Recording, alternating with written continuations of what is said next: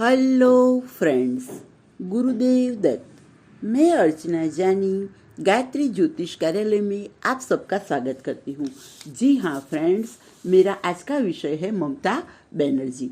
ममता बनर्जी की कुंडली की आज हम लोग चर्चा करेंगे, क्योंकि एक गांव है संदेशखाली, उसमें महिलाओं पे जो अत्याचार हुआ है और जमीन हड़प ली गई है, उस पर आज हम लोग कुंडली की चर्चा करने जा रहे हैं। तो ममता जी का जन्म 5/1/1955 12 बजकर कलकत्ता में हुआ है। तो उन पर से ममता जी का चार्ट बनते हैं मेष लग्न।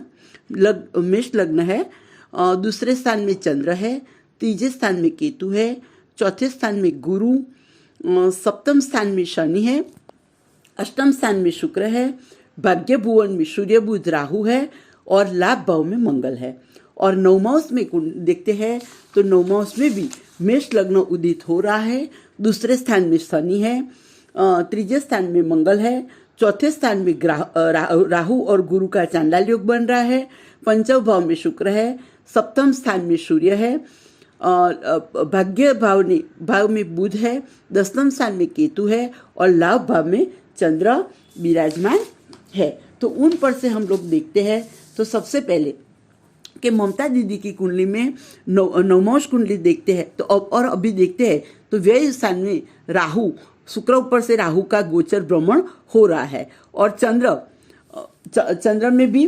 चंद्र भी उच्च का है। तो अभी जो ये घटना हो रही है स्त्री पर अत्याचार की, वो घटना उजागर हो चुकी है, क्योंकि वो उनकी कुंडली पर से दृष्टिगोचर हो रहा है। अब देखते हैं तो सप्तम स्थान में शनि उच्च का है और आठवें स्थान में शुक्र है। हम देखने जा रहे हैं सहनवास, तो उनकी कुंडली हमारे पास नहीं है। तो ममता जी का 7th लॉर्ड और कर्मस्थान और लाभ भाव देख के हम प्रिडिक्ट कर रहे हैं। तो सबसे पहले देखते हैं तो नवमांश कुंडली में भी उनके सारे ग्रह नेगेटिव हो चुके हैं। मतलब हम लोग कह सकते हैं कि जो अभी ममता दीदी की सरकार में जो महिला पर अत्याचार हुआ है वो बात सही है और वो कौभांड में कम से कम 9 व्यक्ति की मिली भगत चल रही है। तो ममता दीदी की सरकार में महिला पर जो अत्याचार हुआ है और ममता दीदी एक महिला मुख्यमंत्री होने के बावजूद भी स्त्रियों के आत्मसम्मान की रक्षा करने में सक्षम नहीं हो रही है। तो सबसे पहले स्त्रियों की आत्मसम्मान की उनको रक्षा करनी चाहिए। उसे स्वयं संदेश खाली जाके मुलाकात लेनी चाहिए और न्यायिक तपास करनी चाहिए।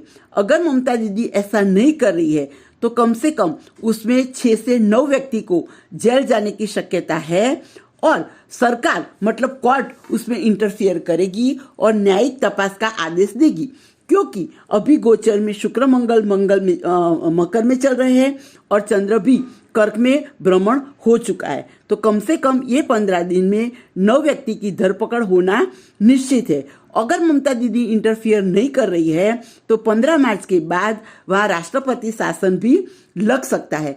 तो वो मामला अभी संदेश खाली वाला जो चल रहा है वो दबने वाला नहीं है और भी उजागर होने वाला है।